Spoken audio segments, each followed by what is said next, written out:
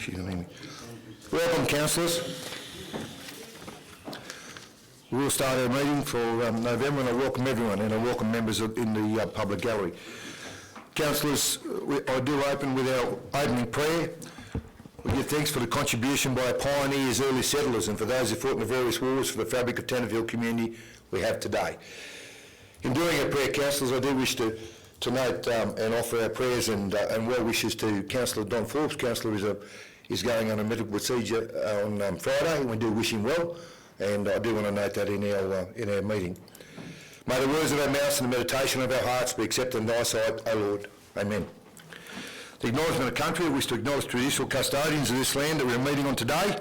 And I also like to pay respect to elders both past, present and emerging of the Yuckabull, Kamilaroi and Bundjalung nations, and extend that respect to other Aboriginal people present. Councillors, we do have an apology from Councillor Don Forbes. Can I move in a second there, please? Councillor Sawyer, I thank you. Second by Councillor Michael Petrie, and I thank you. All in favour? Again, carried. Thank you. Councillors, any disclosures of interest declarations, please? Yes. Councillor McNish.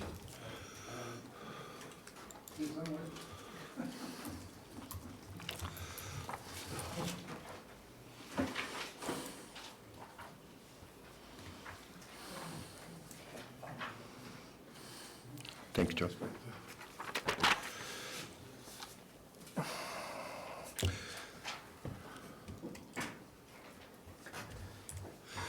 Councillors, we do have a declaration of interest from Councillor McNish. It's to do with item ENV 26/19, the waste collection Bryce Gap. It is less than significant, and thank you, Councillor McNish, for handing that forward. Councillors, can I have a motion to move in a second to accept that, please? Councillor Bob Rogan, thank you. Second by Councillor Very, and I thank you. All in favour? Again, carried.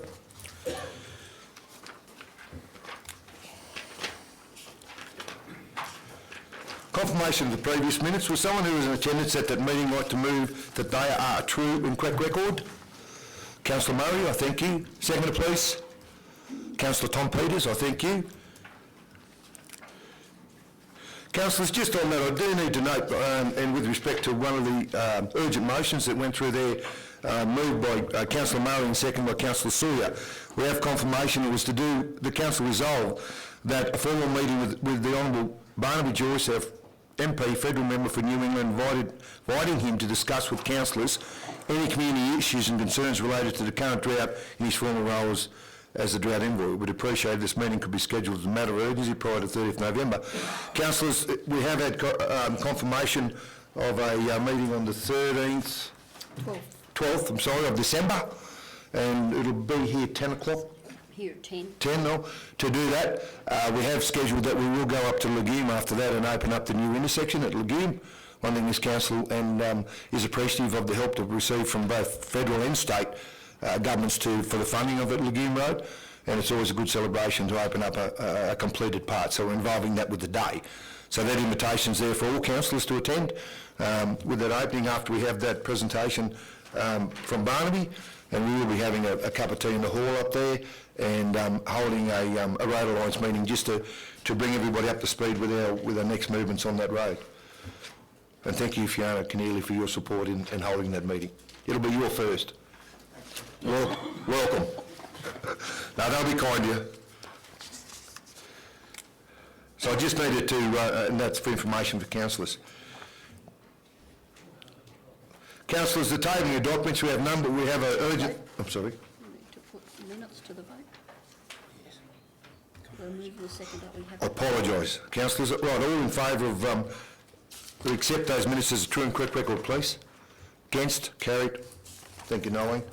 Urgent late supplementary items of business. We do have a late business without notice. Request the council provide, and this is from Councillor Murray, second by Councillor Sawyer, provide me with the following information: that number and location of community halls in Tenterfield Shire, list of halls of which council have responsibility and those which are managed by trust, what financial and maintenance contributions does council make towards these halls and are maintained by trust and towards those to which council has responsibility. Councillor Murray, I do accept, I'm happy to deal with that now, but just a couple of words, and I see he's got a little bit to say. Councillors, with business without notice and with urgent late supplementary items, I refer back to our previous meeting, to Councillor Bronwyn and Councillor, please, who was seconding that to do with the hospital issues? Councillor McNish.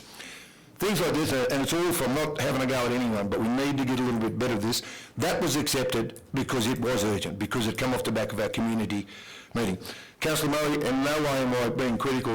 This information is there for you now. All you needed to do was contact our CA and you could have this, but I'm happy to deal with this today. But it's just for future reference, that's all. To make the easiness of our meetings go, and but I'm happy to deal with that. And you've been the mover, would you like to speak to this motion? Through you, Mr Mayor, well, there's not a great deal to say apart from Okay. what's in the literature already. Thank you. Councillor Sawyer, been the second. Did you wish to speak? No, thanks, Mr Mayor. Just wanted Councillor Murray to have his matter listed. Okay, good. Thank you, councillors. Councillors, the business notice is there and it's tabled. All in favour? Against? Carried. And that will come back to the December meeting. Councillor Murray? Happy with that? That'll come back to the December meeting. Thank you. Thank you. Councillors, we're up to community consultation. Bear with me. Where did I put it now? Yeah, here it is. I apologise. Councillors, we do have 3 speakers in our community public access session. The first one is to do with item COM 17/19, to ratepayers petition to reduce financial burdens on the struggling ratepayers. We do have a speaker, Mr Peter Murphy. Mr Murphy, would you like to come forward and speak? Councillors, please stand and welcome a visitor to our chamber.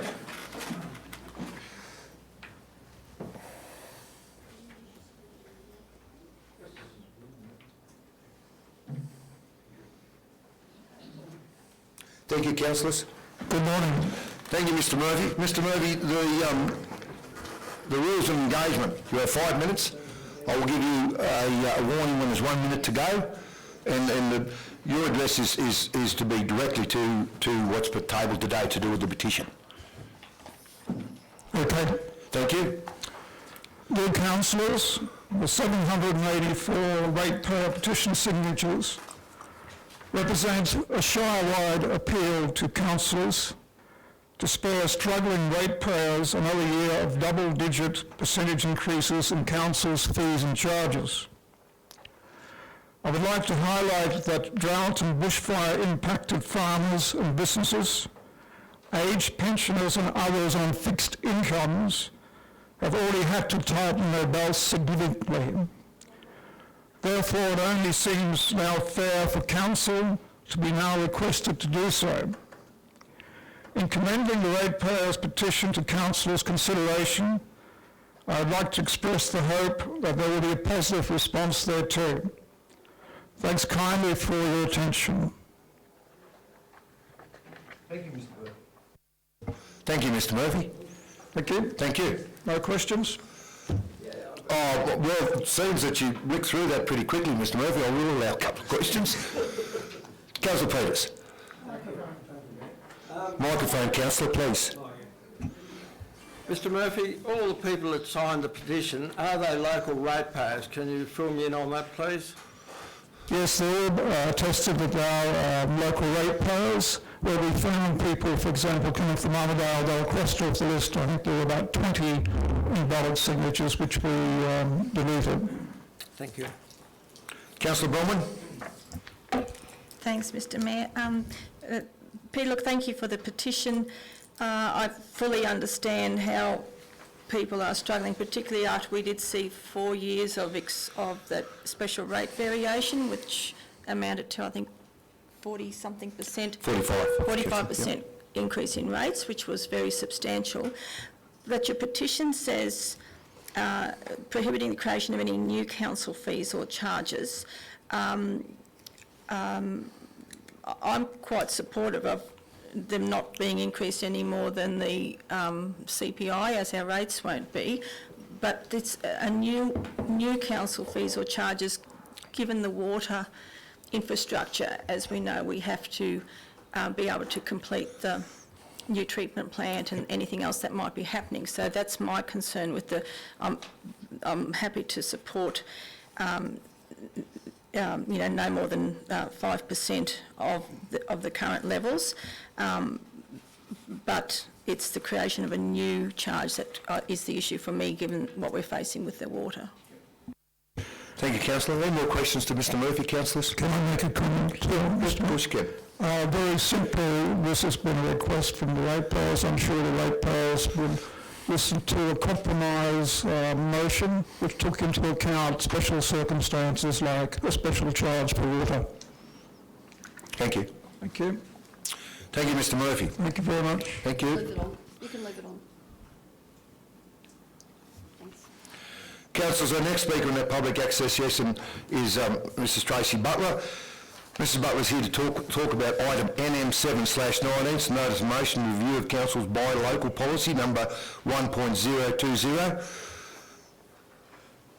Mrs Butler, you come early and we couldn't stand up to welcome you. I'm little, I sneak in.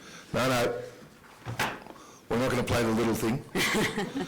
Mr Butler, it's the same to do with your time. You have 5 minutes, so I will give you a warning when 1 minute to go. Thank you. As you know, I'm Tracy Butler. I'm co-owner of DTB Fabrications in Tenterfield, along with my husband Darren. We're both born and raised in Tenterfield. We've owned and operated DTB for 18 years and have largely expanded our business throughout these times.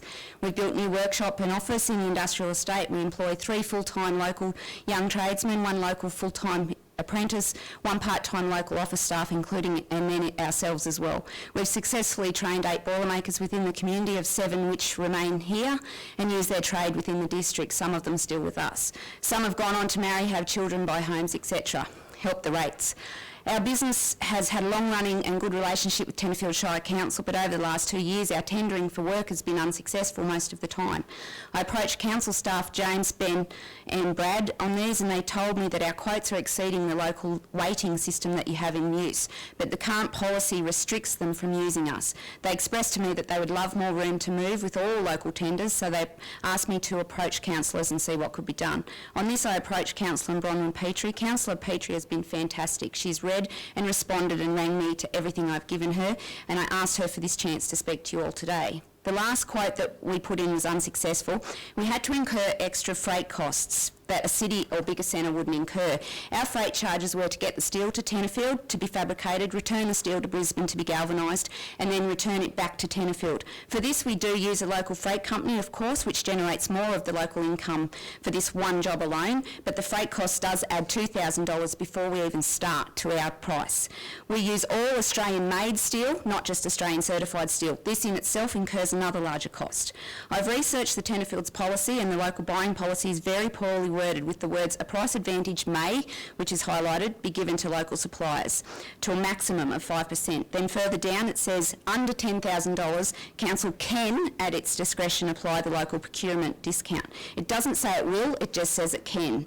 I researched other councils and found that Ballina have a well worded document with reasons why they should always use local suppliers when they can. For example, knowledge and experience with local conditions, whether the supplier is locally based business and whether they have worked locally. Does this business have a social impact on the local economy, and are local jobs created from this business or this tender? Of all these taken into account, there will be a minimum of, yes, that's right, a minimum of 15% higher weighting allowed, where there is a potential for significant impact on the local economy because of the council's procurement decision. The Clarence Valley Council will actively seek local suppliers, contractors and consultants, encourage potential prime contractors to give local subcontractors assessment weighting of 15% or more of the total tender score. I could go on, as the Gold Coast has 15 to 30% weighting. We are a local business, we own our own premises, we offer long-term employment to local people. We pay between $4 and $10 above the award wage per hour to encourage our staff to stay and live locally. We contribute and donate locally to most local events, both in money and in manpower. We support local sporting teams. We sponsor the local high school's work placement program, offering the the local youth and the chance to come and experience our industry. We're proud to say that 100% of our apprenticeships have come from this great program. How many of the out-of-town contractors do you find supporting these local initiatives, charities and events? We're proud to stand here today and tell you that our $1.3 million workshop and office that we've recently built was done by 100% locals, suppliers, trades, contractors, from the building itself right through to the digital and the furnishings. We decided at the very beginning that we would use local for the whole project, and we're proud to say that we've achieved that. We are very conscious of using local for everything we do. On closing, the other tendering problem that we are facing as a community is when you are asking for pricing and it's getting shelved. We recently priced the wash station at the sale yards, which hasn't gone ahead. You called for tenders. We spent 2 weeks with 4 people between ourselves and BJS Constructions. We put approximately 180 man-hours into the tender at a cost of $12,600 in lost time on the tools. BJS spent an extra $10,000 in legal fees to make sure that it was submitted correctly with the right documentation, and both companies had to outlay at the beginning, outlay money at the beginning just to download the plans from the TenderLink site, of which we're already both paid members. Then to be told that the running costs were too high, so it had to be shelved until further notice. I feel council's engineers, or perhaps you get an estimator to look at these bigger jobs before you open them to public tender, because between our 2 companies we had a loss of $23,000 on this one tender. I'm here today to encourage a more supportive, structured and transparent tendering system for our local businesses. I believe the council needs to help us as local businesses stimulate the economy by using us and wherever and whenever possible. The best way to stimulate the beautiful Tenterfield economy is to support our local businesses. They in turn, or us, we create the employment and the employment for locals then, the opportunities. My main point today is everything we earn we try to use locally. Every dollar spent out of town is gone, and you might say you save a little at the time, but you lose a lot in the long run. Thank you. Just. Thank you, Mrs. Putnam. I timed myself. No, you're good. I had to go fast. You're good. I did allow you a little bit of time. Yeah, I there. thought there might have been 10 seconds. Mrs. Butler, thank you very much for your presentation, and as you're aware, it will come to council later on in our meeting today as a notice of motion. Yep. And council will seriously take on board your comments. Okay. So we will? Yep. Thank you. Thank you. Thank you. Councillors, with our next public access session, we have item GOV 74/19. It's a presentation of our financial statements for the year ended 30th of June 2019. So we have the auditors from Foresight, Mr. Jeff Allen. Would you come forward, Jeff? Please stand and welcome Jeff to our chamber.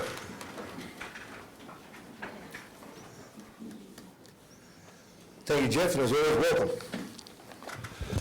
Some people get a bit nervous when the auditors are in town. We're pretty happy to welcome you. Thank you, Mr. Mayor.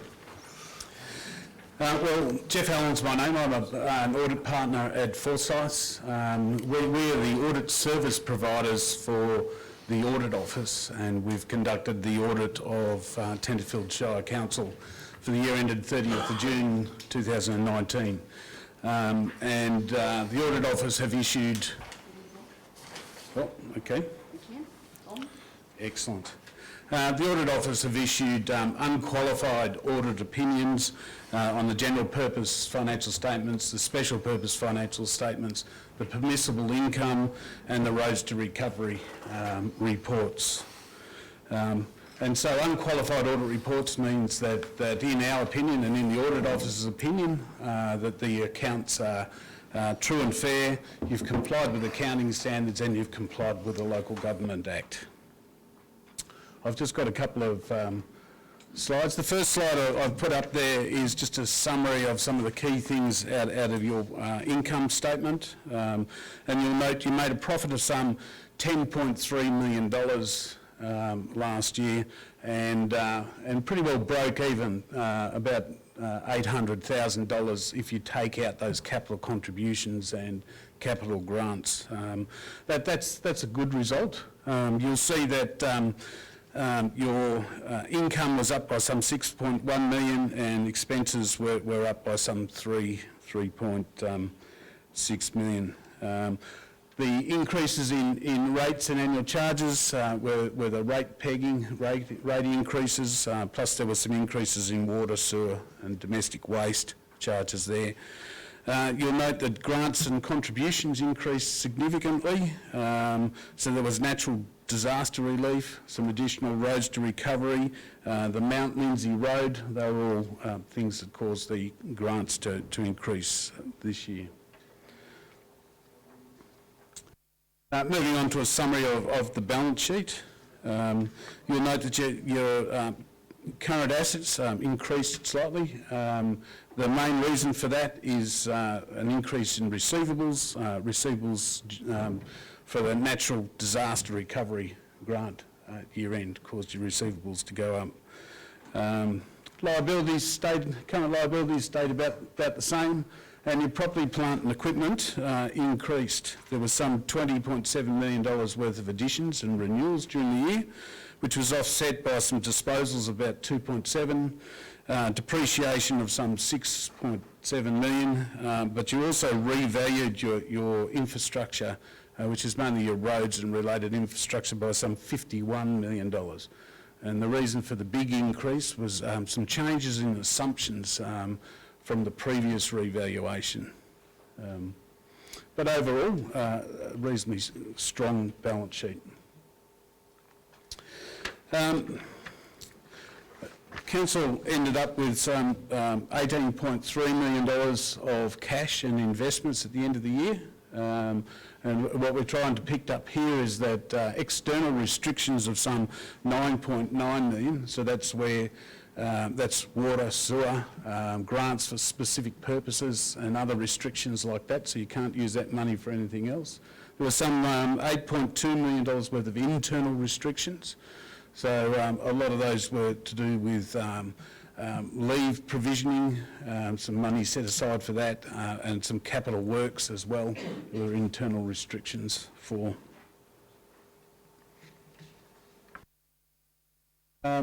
Just going through some of the ratios that are in the accounts, and this is all in the conduct of the audit report that is included with the financial statements, along with the audit officer's audit reports.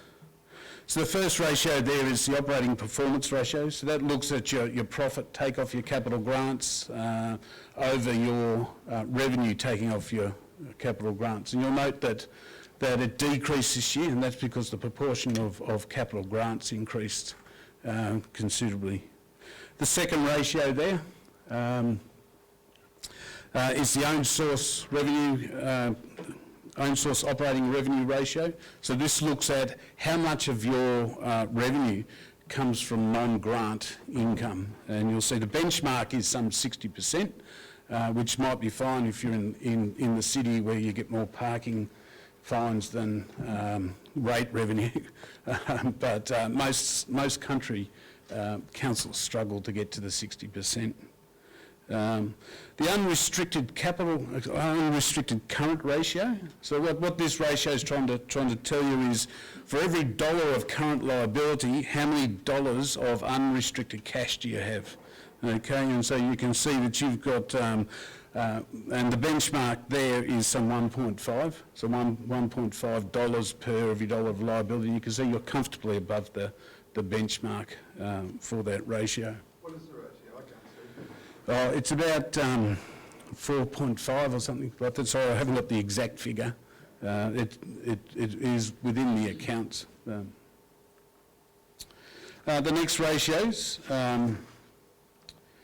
the debt service cover ratio. So this sort of looks at your borrowing capacity and sort of looks at what your operating result is, less your interest, less your depreciation, impairment, over your repayments and borrowing costs. And again, the benchmark is 2 times, and you can see you're comfortably above that.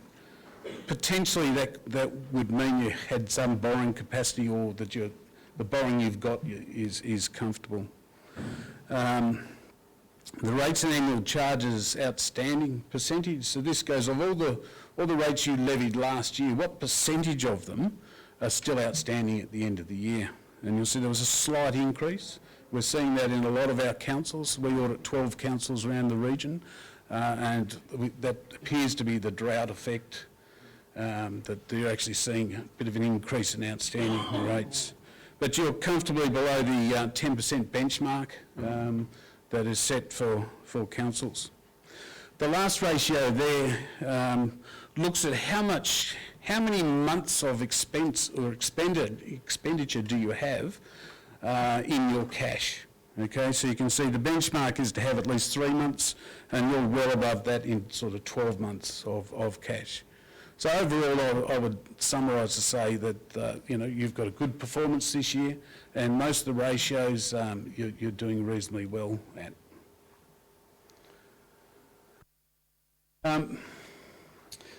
The Audit Office, their report to Parliament, all your results will be included on the report to Parliament, and the report for last year is actually up there. You'll find on their website this data visualisation tool that they have, where you can actually look up your council. You can look up Tenterfield and see how you compare with the other councils and the average regional council, etc., and see how you actually rate on all of those ratios and things. They do actually come out. It's worth reading the report they produced for Parliament on some of the recommendations.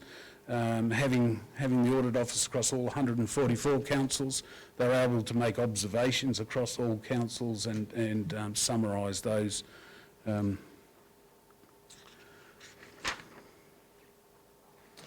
The areas that they're concentrating on this year is gifts and benefits, fraud controls, credit cards, cyber security, the preparedness for the new accounting standards that are coming in, infrastructure, property, plant and equipment, and IT general computer controls.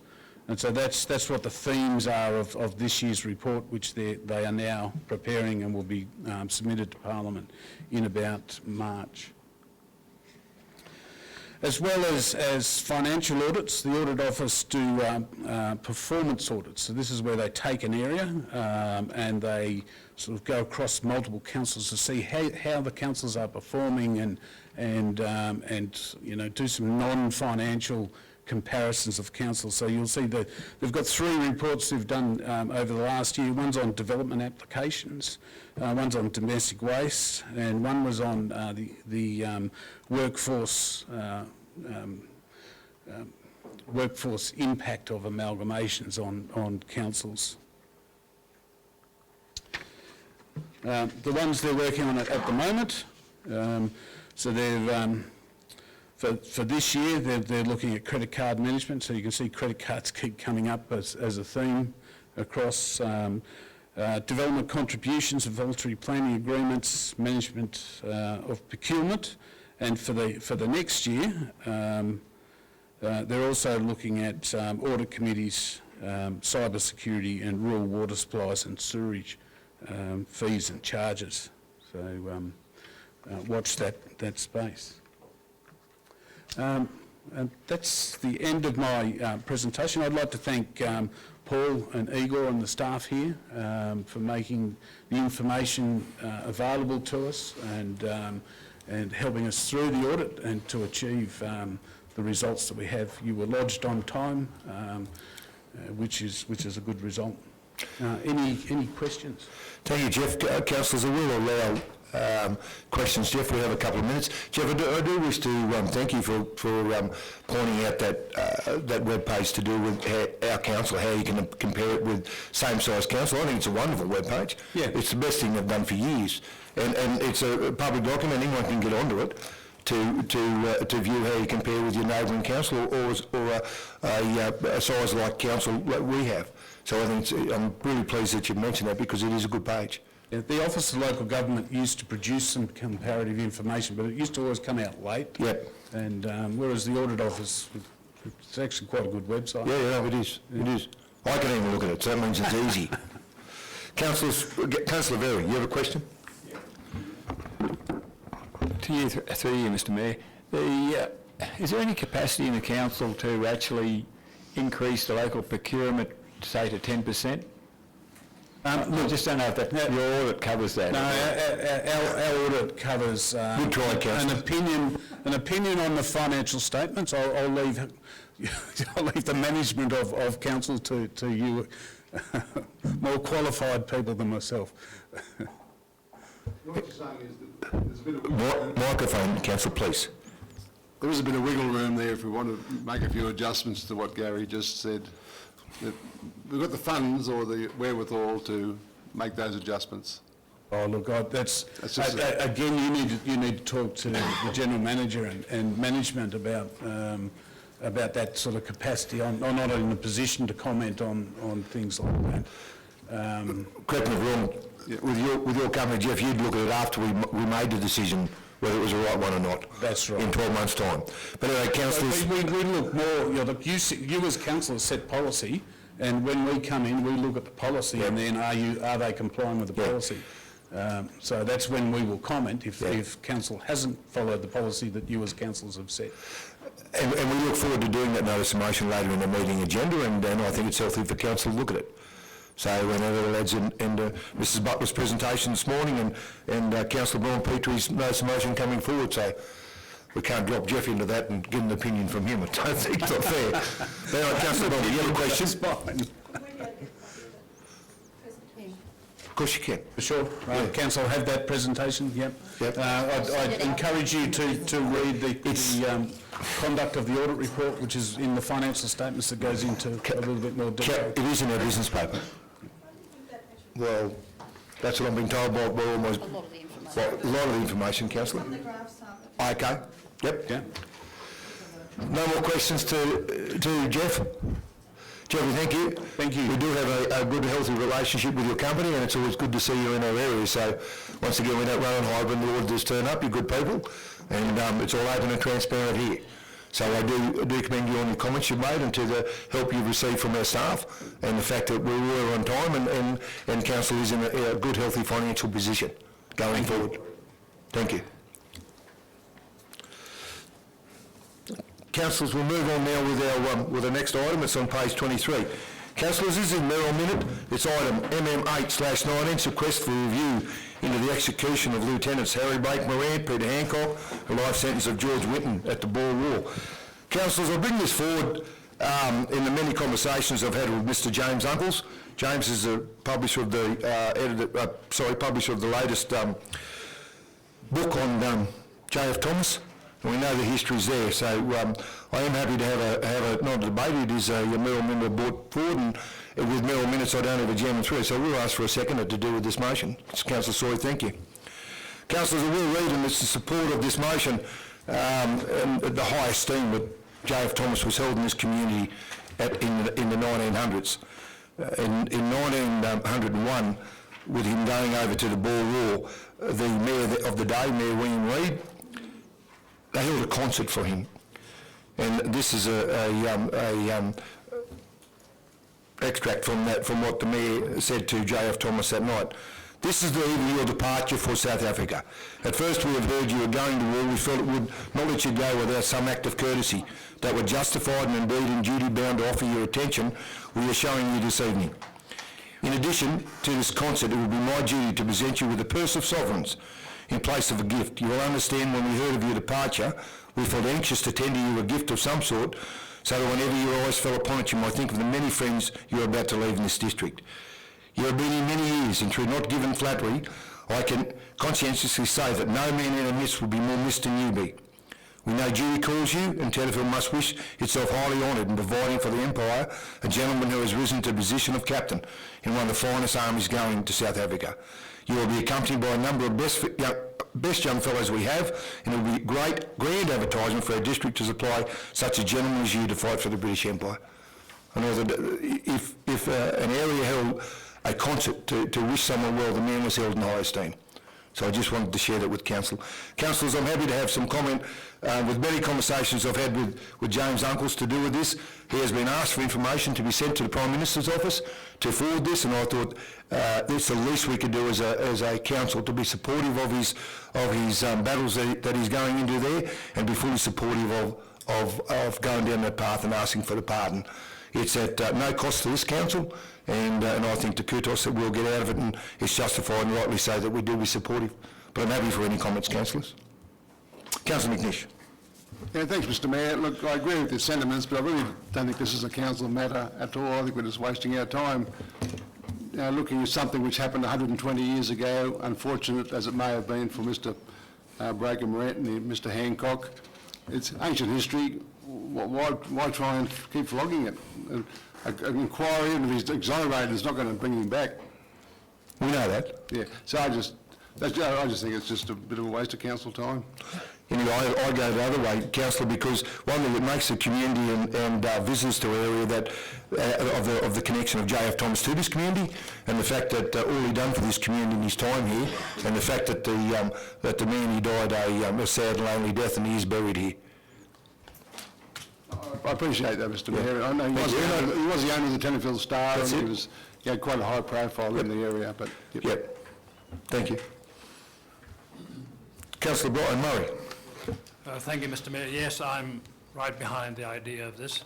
And if he is pardoned, if this is pardoned, will there be a "we are sorry" in that context? I don't know, councillor. To share with the councillor before I go to the next comment, I've already done an interview with the 7:30 report to be aired in January, and Mr. Uncles has done one yesterday. They will be married up together. So it's all about the publicity of this area and the history that lies in this area. I take on board, Councillor McNish, your comments, and with respect, but I just felt that it's just something that I deeply feel for, and it's just something that I felt that we should do. And no, it's not a measure of urgency, it's a mere minute, but to do with the timing and with the effort that Mr. Uncle's making to present this to the government, and the fact that the government are interested in having that conversation, I just thought it was an appropriate thing we do. Councillor Bronwyn, and then I'll go to you, Councillor Bob. No, I'm happy. I think it's a good idea because there's a lot of feeling about it across Australia, not just here. Yep, thank you. And it does give that opportunity to that publicity of part of the heritage of history of Tenterfield. For instance, when we had the Today Show here, the journalists, they actually didn't realise that, for instance, that Banjo Patterson had been married here. Yep. So started listing a heap of things. So it's another way of cementing into people's minds the vast array of history attached to this small area. Thank you, Councillor. Councillor Bob. Yeah. Thank you, Mr. Mayor.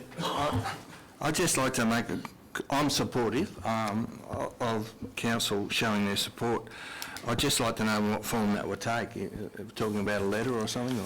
Well, what it is, Councillor, it's council supports Mr. Uncle's submission to the Prime Minister, the Honourable Scott Morrison, and we follow those dot points there, and it will be in the form of a supporting the submission. Okay. So it is. It's clearly stated there that the appoints a suitably qualified person, such as a former judge, to pursue that. Well, over time, Mr. Mayor, this subject has come up in Canberra a few times. Yep. And during my own military service, I had occasion to research it a couple of times, and I think Tenterfield's connection with J.F. Thomas is the stuff that we should be really focusing on. Thank you. Not so much Hancock and Morant and that sort of stuff. Yep. That's history is what it is. I mean, you've got to remember that this was the British government that did this. Yep. And any pardon would probably, our government would probably try and fob that back off onto them. Yep. So I think as long as our support reiterates the fact that we're concerned about some closure for the descendants of J.F. Thomas. So that's all I've got to say. Yeah, no, that's well said, Councillor, and I fully support your comments. Councillor Sawyer. Thanks, Mr. Mayor. I also am supporting this recommendation, and that's why I seconded it. It may be symbolic for Tenterfield Shire Council to do so, but I agree with Councillor Rogan that this has got great consequences for the descendants. They're trying to right an injustice, and one of their descendants have been tried and executed for a crime that allegedly they didn't commit. Yep. So they're looking for their day of justice, and I don't think it restricts council from spending 5-10 minutes to help in that process. Yeah, no, thank you for your comments, Councillor. Councillor Verley. Yeah, I like to support this because actually a lot of things did come out of the original execution for the Australian Army. That's correct. So, yeah, I'm fully supportive of it. Thank you. Okay, councillors, any more comment to the motion? All in favour? Against or supporting the motion, Councillor McNish? I thank you. Yeah, record it as unanimous, if we can, please.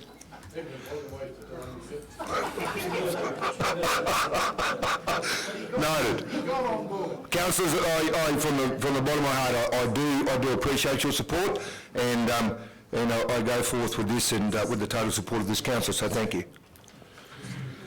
Recommendations for items to be considered in the confidential section. Yes, thank you, Nolene. Councillors, we'll move on to our recommendations for items to be considered in confidential. We have two items. Councillors, they are item GOV 78/19 and GOV 79/19. Can I move in a second that they be dealt with in the confidential part of our meeting? Councillor Bronwyn Petrie, thank you. Second by Councillor Brian Murray, and I thank you. All in favour? Again, carried. Thank you. Councillors, we move on to our officers' reports, and we start on page 26. And that's item GOM 17/19, ratepayers petition to reduce financial burdens on struggling ratepayers. Can I move in a second to deal with this item, please? Councillor Verry, I thank you. Councillor Sawyer, and I thank you, seconder.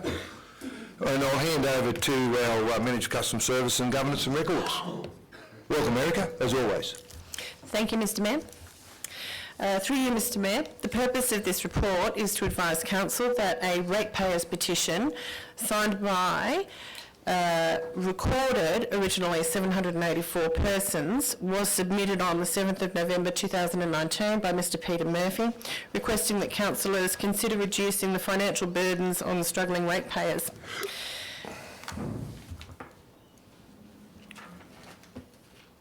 In the report, we have repeated the requests of the petitioners.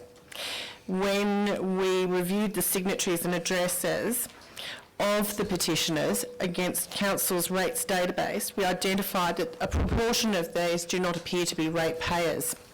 Nonetheless, we have included the total number as provided to us by Mr Murphy. In the attachment of the petitioner details, though, we have identified clearly where 572 petitioners are confirmed ratepayers. 131 were not able to be confirmed as ratepayers in the council database. 60 were not found, and an additional 27 had signed more than once.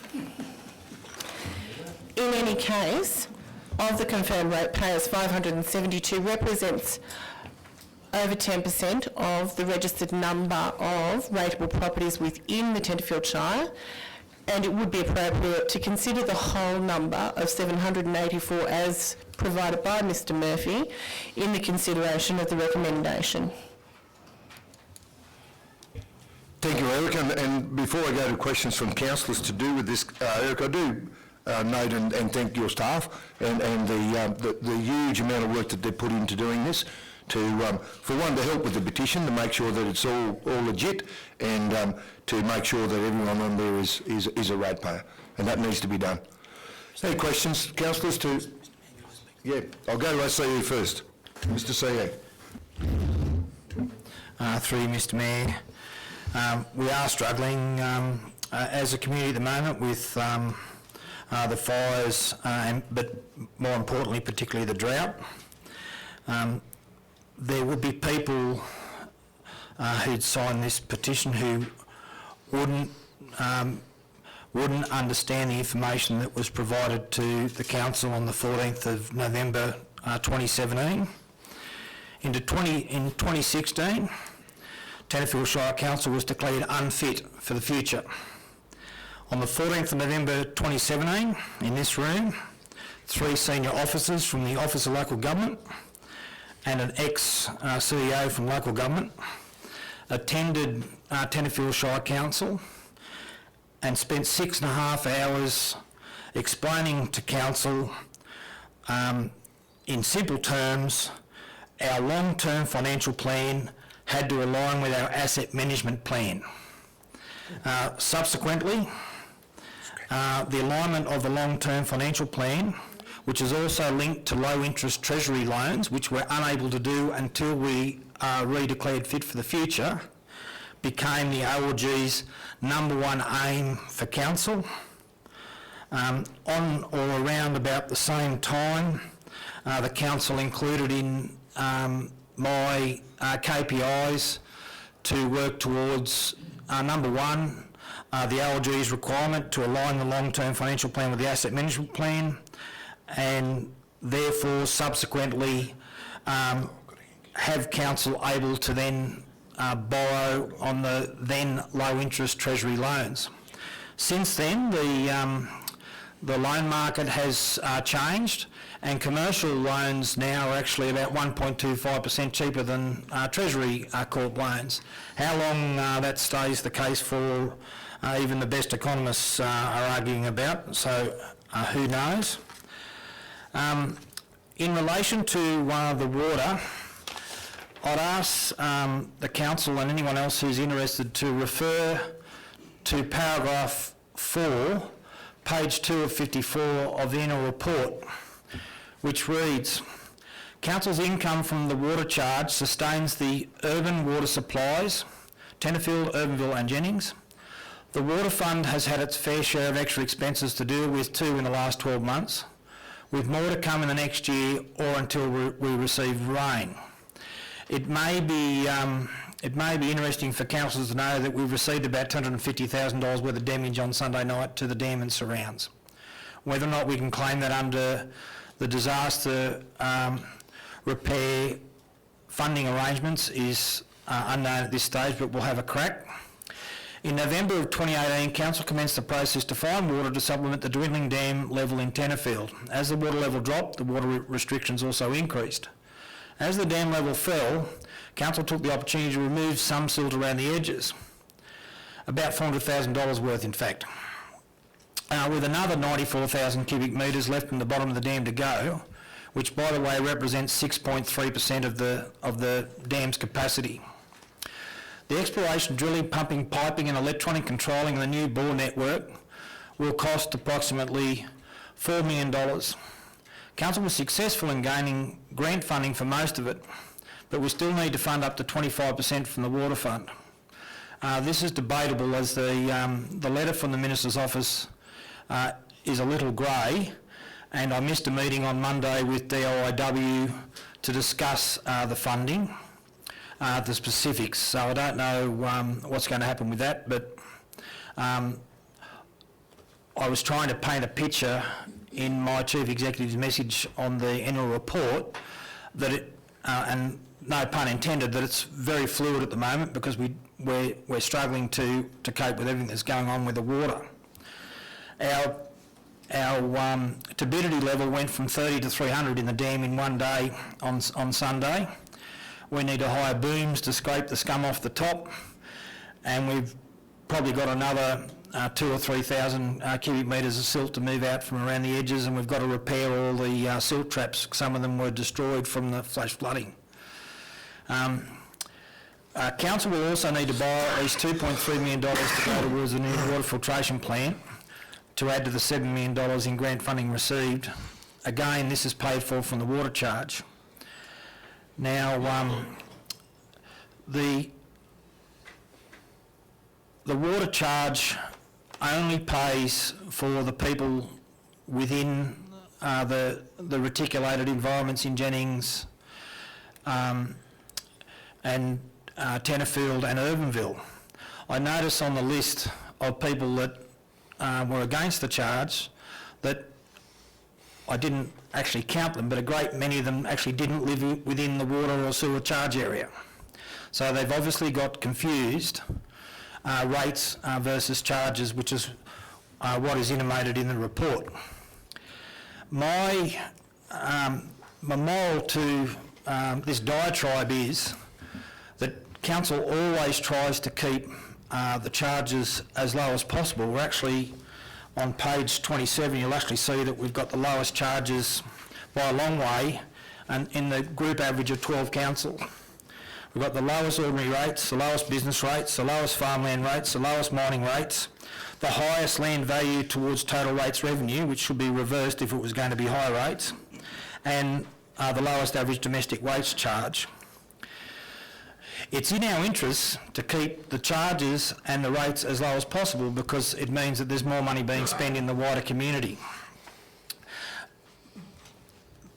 but to arbitrarily put a figure on it when we're under the microscope from the ALG to align our long-term financial plan with our asset management plan, and then to miss out, should interest rates change, on low Treasury, low interest rate loans through Treasury Corp, in the long term will actually cost the community more money than what it would if we abided by the ALG's direction. Thank you, Mr Mayor. Thank you, Mr. C, and I know that councillors will take on your comments, and all of them very relevant. Councillors, the report's there. Any questions to Erica or the CE to do with the report? I'll go to you, Councillor Verry, and then to you, Councillor Bronwyn. Mr Mayor, I'd just like to speak against the motion, if that's all right, or would you prefer a question? Well, it's a recommendation. Oh, yeah.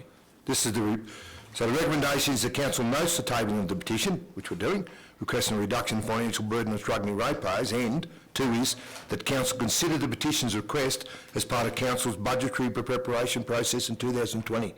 That's exactly what we're dealing with. Well, can I comment on it then? Yeah, of course you can. Okay. First of all, council, in its own wisdom, some years ago put the rates down. Then they did not follow the rate rise during a drought, and that led us into all sorts of trouble. We had roads falling to pieces, and when it was put to us that we needed a rate rise, one of the hardest things I had to do was speak for a rate rise. Are you speaking of the special rates variation, Councillor? Yes. And when that was over, I thought I would get a lot of flack. I got a little bit of flack, but in fact I got a lot of comments supporting the rate rise, because at least they were getting something done for their money. That's exactly right. And that happened throughout the Shire. We put other things up as well, and I can't see why we should hold things to this particular level we're at the moment. If you've managed a property, I've been managing properties for 55 years and owning properties in that same period.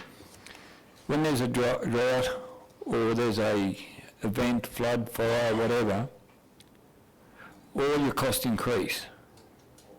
I don't know if too many people are aware of that, but at the moment I'm feeding stock.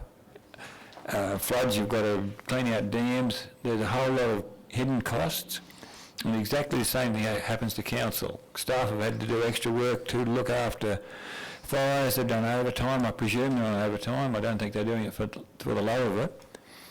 The other costs, cleaning out dams, we've got, as a property owner, you've got exactly the same costs, except I can't, well, I could borrow money, but I don't intend to. So I'm against this at the moment. So that's my 2 bobs worth. Yeah, we can. Yeah. Thank you, Councillor. Before I go to you, Councillor Bronwyn, Councillor Verry raised some really good points, and it is relevant to the officer's recommendation. Our CE just commented on we all knew that with the massive fires around our area and the lack of water in our water supply, that we were going to face a terrible situation when we got rain. So to prepare yourself for that, well, who knew when we were going to get rain? Well, guess what? We got it last Saturday and Sunday, which was great. But it's created a great expense to tidy that up out in our water supply, and offer our full support to Fiona and your team and Gillian with the job you got in front of you, because what this council challenge is all the time is supply the best water to this community that we can. And when you get events like that happen, it's something I hope the community are understanding, that the council are doing everything we can to bring that damage out there, tidy it up as quickly as you can, and get the water back to the level where it needs to be. Yeah, another point, Mr Mayor, is none of those ratepayers, or in fact no ratepayers, have contacted me about putting rates down or holding charges as they are. Out of, I spiel mostly with those in the north, and nobody's said anything about that. Thank you, Councillor. Councillor Bronwyn, your question to the report, the officer's recommendation? Well, we're always getting people talking about the dump fees, the transfer fees, everything else, so you must live in you probably don't have that up there, maybe. I'd like to ask the Chief Executive if he foresees in 2021 any other new charges besides stuff to do with water. We know there's going to be new charges to do with water. we do have to consider people's capacity to pay. Yep. We've got to remember that 34% of this shire is now public land and non-rateable, Yep. except for those bits of state forest where they do have lessees who do pay rates. I remember years ago when rates went up considerably, one of the council staff said to me, oh, well, council has an expectation to have the same income that we got last year. I said, well, that's nice, but not everyone does. And normally in tough times, you have to identify efficiencies or where you can cut costs. And I would expect that council at all times does identify where they can make efficiencies. We've heard of some really good efficiencies James and his team have been doing to make the dollar go further. So I would expect in coming up to our budget next year that efficiencies are identified because the community at the moment has a limited capacity to pay, because not only is it farmers spending all their money on feed or water, or they've destocked and got no income, we've very forgot the businesses as well, and the workers who have lost their jobs, etc., as a result of the tightened situation. So I'm not against noting the petition, nor that we consider the petition's request, except, as I said before, clearly that section of the petition that relates to new charges, we will have a new charge in relation to water. That is a given. But we have been through years of special rate variation that went up 45%. The petition relates purely to fees and charges, and we do know that this year charges, some of them actually was, there was one to do with some of the rubbish, I think it was about 70-odd%, but there was some under the 10%, but there were quite a few over the 10%. Now, with that having gone through this year, I'd like to hear from the staff. Do they anticipate in the next 12 months, in the next 12-month budget, whether fees and charges would be expected to go up over and above that 5%, given what went up this year? Obviously, rates, we've already had the special rates variation, but our CE, are there any other new charges expected other than to do with water? Thank you, Councillor. Mr. CE. Through Mr Mayor, it's too early to tell yet. The budget process has started in earnest. We had a meeting with a manager of assets and program planning about a fortnight ago to discuss having enough of the long-term asset management plan completed by March so that that could inform council in relation to its long-term liabilities before the adoption of the 2020-2021 budget. Council may recall quite a few months ago, it might have even been 6 or 9 months ago, there was a report went up in relation to the waste fund needing to have $4.1 million spent to build a new cell at Bunabinu, and the fact that was largely unfunded.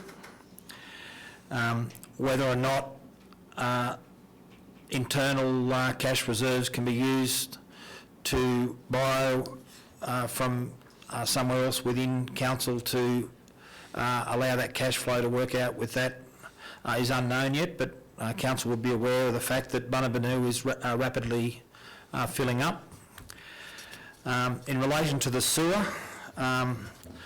the sewage the underground services for sewer, they're largely a representative sample, so we don't put a CCTV camera up all the sewer mains. We do a sample, then multiply that by how many we've got and come up with a calculated guess about how much it's going to cost to reline sewer pipes and so on and so forth. The drought and the reduction in throughput through the underground reticulation for sewer may have caused us problems. It may still cause us problems in relation to the gases increasing in the underground reticulation network that may be affecting some of our manholes in relation to causing the concrete to deteriorate more rapidly. That may be something council has to do in the future. Bridges, we've largely got 16 out of the 32 bridges under control now. There's another 16 to go, and council can remember receiving a report saying that there was going to be a hold on the 16 bridges that were considered of less significance for 2 years, and then which would give us time to repair the 16 that were of high significance. I haven't got a crystal ball, and even councils that have got a very, very robust asset management plan can't plan for everything. But the closer we get to it, the more faith we can have in the fact that our long-term financial plan is both funded and aligned to our asset management plan. Yep. As I said to council last month, I'm hoping to have that finished, be in time to get the 2020 and 2021 budget done, so that council will have more, not faith, that's probably the wrong word, more conviction into what they're adopting for the 2020-2021 budget. A timber bridge could fall down tomorrow and we could be up for $350,000 that we hadn't budgeted for. Councillor Bromwell, does that answer your question? The CE's covered a fair bit of area there. Yeah. Just, Terry raised the grants. We have been, and the ratepayers should know, we've been extremely fortunate in getting significant grants, else all the bridge repairs would have had to come out of our budget. And so I hope people do appreciate the work that went in to get that funding. Also, when people hear about unfit for the future, I think it was pretty grey about Tenterfield Shire when you looked at it, and you look at other councils who did get deemed fit. We are actually in a far better position than they were. So I just don't want people to be misled by the term that someone decided we were unfit for the future, when in fact we were better off than lots of others. In the preparation for the budget, would council and community be kept in the loop as the process rolls through with the budget preparation, so that they're more up to date with how things are looking and whether there is the potential for new charges or not, or whatever? Thank you. Through you, Mr Mayor, fingers crossed. Hopefully by the end of March, everyone will be able to be made clear. And I must also reiterate that it's council's decision on the budget as the administrative arm. The administration supplies council with the information. Council does decide on what they want to do with the budget. Exactly right. Thank you, Mr T. Councillors, I'll go to Councillor Sawyer, Councillor Murray and then Councillor Mike Petrie. Councillor Sawyer. Thanks, Mr Mayor. I have no problem supporting the officer's recommendation. We're tabling the petition. And the second part of the recommendation is that we consider the petition's request. There's no obligation to meet those exact figures that they're asking for, and we can have the very robust discussion about the validity of whatever percentage increases when it comes to budget approval time. So I'll support the recommendation today, and we'll have the bun fight when we consider the budget. Well said, Councillor. Councillor Murray. Well, through you, Mr Mayor, if I may just quote from the report. A review of the signatories and addresses against Council's rates database has identified that a proportion of these are from non-ratepayers. And I put it to Council, is a renter is, or renters, are indirectly ratepayers. Erica will answer that. Yes, and I'm asking for some recognition for the renters. Through you, Mr Mayor. Councillor, what we did, we had a close look at the statements that have been made by the petition moderator and the petitioners in their covering letter. It doesn't refer at all to residents. It doesn't refer to people in a status where they're not an owner of a property and paying rates. However, that in itself possibly is how we found the number of 131 non-ratepayers, because they were potentially spouses or partners of people registered as the sole owner of a property. So you may have had a husband and wife, or, partners have both signed a petition saying ratepayers petition, whereas only one of them is listed as the owner and ratepayer in Council's database, because legally that's what it is. That's right. So it was an intention for them to register their concerns. In terms of residents, by default, a resident renting will also be contributing towards rates, although it's not directly allowed through rental law. But perhaps the wording of a petition such as this when it comes to council, not being very specific to ratepayers. A petition that comes in entitled a petition generally is allowed to then encapsulate pretty much anyone who has signed it. Councillor, I hope you appreciate the work that's gone into the breakdown of that petition, and I say this with respect. You raised a point to do with the people renting in our town. So it's not derogatory against them, but it needed to be clearly identified who was who. So that's exactly what Eric and the team have done, and it's always for council information, so we can make a better decision of where we go with this. So I just wanted to note that, Councillor. Well, thank you for that. Yeah, thank you. Councillor, I'll go to Councillor Mike Petrie, then to you, Councillor Bob Rogan. Through you, Mr Mayor. I'm not really in favour of this thing at all. The CE's he's explained all the things that have got to go on, and the money we've got to keep getting to keep the place going. Like, it's a pretty big organisation. My word. And I think, like, we've budgeted with so much rates this year and so much for next year, and you pull them back down, you know, charging that, you'll be like, they'll be fit for the future. It won't be fit at all. They'll be next thing they'll be talking amalgamation because Tenterfield's got no money, and we've got more expenses coming on all the time. I don't think it's even worth the hassle of even thinking about it. Like, it's all right to put a petition up and say you don't like it. We don't like a lot of things. I don't like paying rates either, but you got to pay them. But it's the change. No, of course it is. The change the whole thing. Like, it's a pretty big difference. Like the CE said, you know, like the bridge has got to be fixed. There's a lot of work got to be done. Right. Like there's water out here, the dam's got to be changed. Yep. There's a lot got to go on. Yep. Just go changing these things. It's not worth the hassle. Like, even to think about it in 12 months' time, you'd be still really barking up the same tree. Yep. And it won't do any good. Thanks, Councillor. Before you go to you, Councillor Rogan, the CE's made a really poignant comment to do with the budget when it's presented. This council, we are the ones that make those decisions. It couldn't be more poignant time here today that we've had our finances presented by Forsyths, and the council's in a healthy position due to good management of this council and all our staff and every department that's got to do with that. And I sing their praises all the time, because to commend your comments then, Councillor Michael Petrie, you're 100% right. It's a big operation. And to have it in a financial order that it's in, it's not an easy job. And the checks and measures that the staff, through the leadership of the CE, go through every day is so important. But it's got to come from decisions of this council. Councillor Bob Rogan. Thanks, Mr Mayor.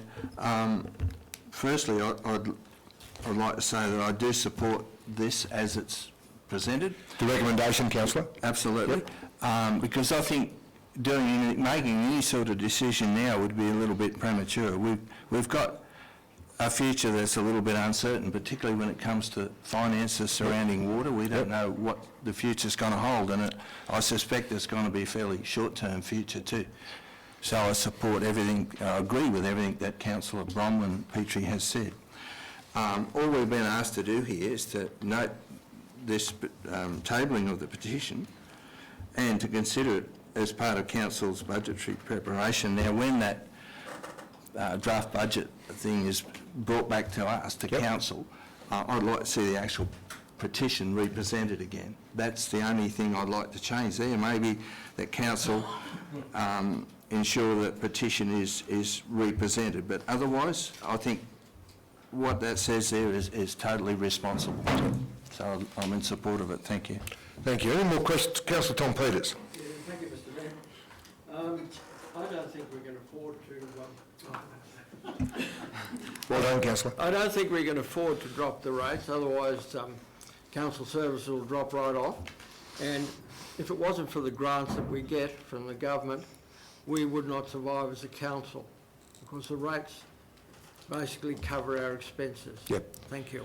Councillor, just to and please respect what I'm going to say, I don't think, with respect to Mr Murphy, and I do, with the petition, it clearly states of the 5% rise, no more than 5%. So I don't think they're referring to dropping any rates. It's just No more lift than a 5% lift. That's what we're dealing with. Just so everyone's clear, but I do take on board. Yes, exactly right. So that's what we're dealing with. Councillors, your questions have been good, so I think we're all done. The officer's recommendations there, councillors, all in favour of the recommendation? Again, carried. Sorry? Do you want it? Righto. Do you want it noted, councillor? Righto. It's noted that Councillor Michael Petrie is against the officer's recommendation. Both 1 and 2. Councillors, you want to break for a little lunch? Can I have a motion to suspend standing orders, please? Councillor Murray. Second to Councillor Verry. All in favour? Thank you.